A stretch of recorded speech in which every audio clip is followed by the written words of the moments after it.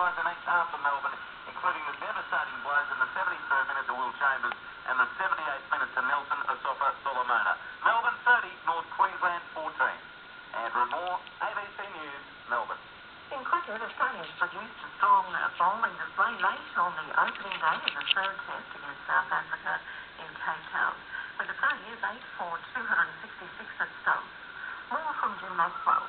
Pat Cummins' spirited bowling changed the course of the day when he had the British call the bidder for 64. South Africa lost 6 for 46 to close at 8 for 266.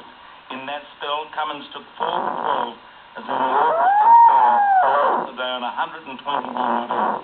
When de Villiers and Elgar were in partnership, somewhat